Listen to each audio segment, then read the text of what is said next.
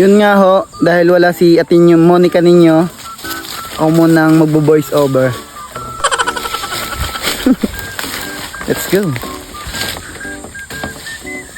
Natin ang mga rambo-rambutan. Hi guys! This is Jan and Jay's Vlog. So ito nga po yung mga kaganapan nung nakaraang linggo pa nung nanguha nga po si Nakarang na rambutan para ibenta sa Happy Valley. Ito nga pala guys, ay yung pong naunang mga rambutan, nakapulasan po ang tawag. Bali nga po ito pong mga puno na ito ay talagang nauna silang humunog kumpara nga po dun sa mga RR na rambutan. Nga pong nakaraang linggo ay talaga pong malaki pa talaga ang presyo nito sa Happy Valley sa mga fruit stand dahil nga po kukunti pa talaga ang supply ng wrong ring. Pero kagaya nga po ngayon marami ng supply ng wrong ring kaya nga po sa mga fruit stand ay mababa na ang bili dito kaya nga po hindi na po kami nagkawit nung nakaraan dahil nga mababa. Dito nga pala guys, si Tito at si Karang lang po ang nanguha dahil ako nga po ay ito yung mga oras na nagpunta kami nun sa Tagumpay kasama yung mga kaklase ko ng grade 6. Tingnan nyo naman guys, talaga nga pong bago magsimulang manguha, aba ay talagang kinain muna yung mga rambutan, hindi nagpaawat yan siya. Yun nga po talagang masarap dito sa probinsya, talagang yung mga ganito ay basta masipag ka lang manguha ay di makakakain ka. Hindi nga po kagaya dyan sa mga syudad na talagang bibilhin mo ay kataas ng kilo. Ito nga po palang mga rambutan na ito ni Nakarang ay tabing lawat, kaya nga po mahirap kunin dahil talagang mabato yung paligid. Kaya nga guys yung paglalagyan po ng hagdan ay talagang mahirap dahil nga po mabato, hindi po kagaya sa lupa na talagang pantay tapos mabilis nang maitayo ang hagdan. Ito nga pala guys mga kayang abutin ng hagdan ay di kinukuha nga po ni Karang tapos nga po yung mga mataas at talaga pong sobrang hindi naabot ng hagdan ikinakawit na lang nila. Kapag ginagamitan nga po yan ng pangawit ay di okay lang naman po dahil po may saluyan na tolda para nga po hindi direkta na mabagsak sa mga batuhan o kaya nga po sa lupa para hindi po mamasak or mabasag. Masyado na po din talaga kasi delikado kung talagang pipilitin na makuha lahat yung nasa tuktok. Kapag nga po gumamit ng hagdan, mas maigi na nga po yung kakawitin para safe. Kagaya nga po nung sabi ko kanina, yung mga ganito pong klase na rambutan, talaga nga pong mas nauuna siyang nahinog kumpara nga po dun sa wrong ring. Kung napanood nyo din po yung vlog namin last year, ayun din po yung time, talagang nauna din pong nahinog yung mga kapulasan ni Nakarang at binenta din po namin sa Happy Valley.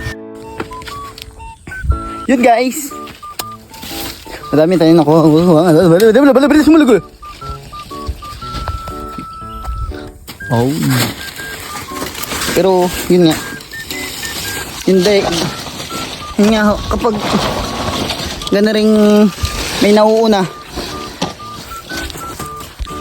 50 kilos nga po dyan na rambutan ng order kay Karang kaya nga po kailangan niya dyan na halos maka 2 box dahil nga po yung box na ginamit namin dyan ay maliit lang. Tingnan nyo naman guys kung gano'n na po talaga kataas yung puno na ito na papagkuha na nitong rambutan ay tingnan nyo naman talaga namang nasa tuktok ay ilang suklot na talaga ang nailagay dyan sa pangawit na yan ay dilalo pa kung yan ay inakyat ng hagdan talagang sobrang tarik. Kaya nga po thank you din kay Lord dahil talagang kahit pa paano ay ang dami pa rin naging bunga nitong mga prutas na ito kahit na last year ay talagang binagyo din. Tingnan nyo naman guys kung talagang gano'n kapupula ang mga rambutan na ari ay talagang napakasarap kainin. Aba ay sabi nga ay kahit isang timba ay kayang kainin pero aba yung ubo sa gabi ay aroy kung hindi talaga ubuhin baga. Isa pa nga pala dyan guys na problema ay kung makikita nyo nga po dito sa video ito ay meron po mga green pa na mga bunga kaya nga po ang hirap din talaga manguha kapag hindi pa hinog lahat dahil syempre yan po ay pipiliin mo lang yung pinakang hinog minsan nga po sa pangunguha ay di merong mga napapasama ng mga green pa kaya nga po sayang din kapag nga po pala yan ay nakuha ay di garini po nahihimay-himayin siya kagaya po nung nakikita nyo dito sa video na hinihimay ni Tito. Bali nga po pipiliin mo yung mga hinog na yan.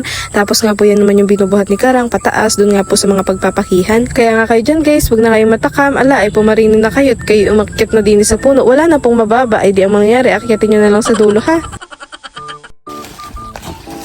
Yun nga ho. Gana rin namang may nauuna at may nahihinog ng mga rambutan. Yun nga, sayang na ho. Ari mga gana rin gana rin mga hilaw. Papasama dun sa mga hinog na. Okay lang yun, at least nakabenta kayo. Diba? Mataas na presyo.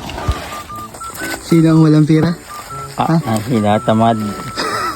Tamad sila, wala silang pera. Hindi.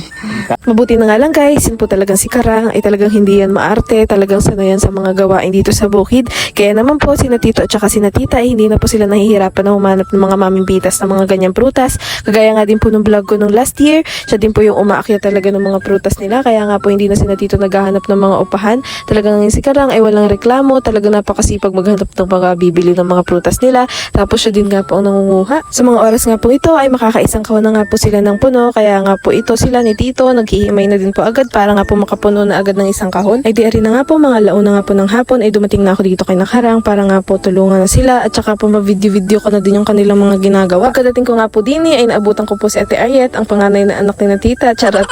Guys, ito po ang aming Wonder Woman na talagang kaya atang bumuhat ng isang sako talaga niyan. Talaga namang aon ko kung ano bang kinakain niya at napaka-strong girl naman. Ay naabutan ko nga po din yung mag-ama na nangangawit pa rin po din po sa may pangalawang puno. Bali nga po sabi ni Tito ay kakawitin din sana lahat talaga yan dahil 4 na puno yan.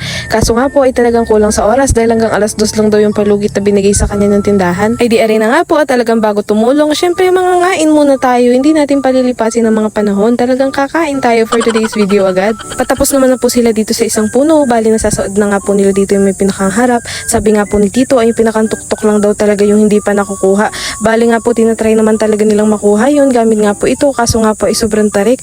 Kaya nga po ipapatry dyan na ipaakyat kay Karang sa hagdan. Kaso nga po ay sobrang tarik talaga. Mukha lang yan pong mababa pero yan po talagang puno na yan ay mataas. Sabi nga po ni Karang nang trinay daw talaga niyang akyatin ay nangangatog yung tuhod niya pagtingin niya sa baba dahil nga po ang taas daw. Sa mga oras nga pong ito ay tumulong na po ako sa paghihimay nito mga rambutan. Bali pipiliin nga lang po dyan yung mga hinog-hinog at aalisin yung mga reject. Bali nga po nilalagay ko lang yan dyan sa timba para nga po maidala na ni Ate Harriet sa taas at maipake naman po ni Tita nang mailagay po dun sa pangalawang kahon. Tingnan niyo naman po kung gaano kahirap dahil talagang napakalalaki ng mga bato na are dahil nga po tabing lawa siya at mabuti na lang din po dahil mababa pa talaga yung tubig at hindi pa talaga ito abot ng tubig itong mga bato na ito dahil nga po pagtaas ng tubig, kung makikita niyo po kung gaano kalaki ang mga bato na yan, lubog po yan dahil nga po tumataas ang tubig dito sa lawa. Dahil nga po nung last week pa ito ay talagang tag-init pa noon, hindi po kagaya ngayon na talagang nag-uulanin na dahil nga po sunod-sunod na yung mga bagyong pumapasok dito sa atin. Tingnan niyo naman po si Ate Aria, talagang napaka-strong girl, hindi ko po alam kung anong kaping iniinom niyan dahil sobrang lakas. Sabi nga po ni Karang, siguro daw ay okay na itong mga nakuha nila dahil nga po mahuhuli na sa oras kapag talagang pinilit pa nilang makuhanan itong pangatlong puno. Bali 2 puno nga lang po yung nakuhaan nila na yan. Kaya nga po sabi ni Karang, nung sigurado siya na talagang puno na yung 2 kahon, ay eto po umahon na kami at po maghihimay na kami doon at magpapake. Pag-akyat nga po namin dito sa taas, ay ito nga po naabutan namin si Tita na inilalagay niya sa kahon at pinipili na niya yung mga rambutan na magaganda at saka po yung mga reject. Aba ay di nga po talagang todo kain talaga si Monica Joyce. Huwag ka lang dadaing ng ubo mamaya ha, tsaka masakit ang lalamunan, tsaka ito na nga po na ilagay na po lahat sa kahon. Ito po mga rambutan at nabalutan na din po nitong tape.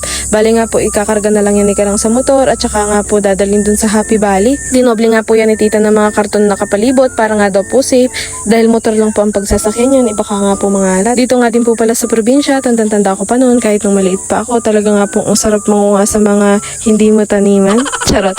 Alam nyo ba guys, kami noon magkakatropa, magkakaibigan, magpipinsan, talagang dumadayo kami noon sa ilog. Tapos alam nyo ba yung ilog? Syempre, pag ilog, malapit yung rambutanan doon. Eh di mangunguha kami. O, sinong relate dyan guys? Yung mga nangunguha sa mga hindi naman nila puno. Tapos nga po kapag narinig nyo yung may-ari na paparyan, iditakbuhan na kayo pa uwi. Kunyari, walang nangyari. Eh bakit nga po baga ang sarap baga ng rambutan kapag talagang hindi mo tanim? Charot. Sa mga oras nga po ito ay nag-usong na dito si Karang at si Tito. Nadalhin nga po yung rambutan doon po sa may labas dahil nga po isasakay na yan ni Karang sa motor. Bali nga po kasama dapat ni Karang dyan si Daven sa pagkakarga niya nito sa Happy Valley. Kaso nga po ay nakalimutan niya sabihan si Daven at umalis po si Daven. Kaya po ang nangyari ay si Karang lang lahat ang nagdala niyan sa Happy Valley. Bali nga po talagang sacrifice dahil 2 beses siya bumalik. Ay alam niyo naman from Tagbakin to Happy Valley ay kainamang layo baga.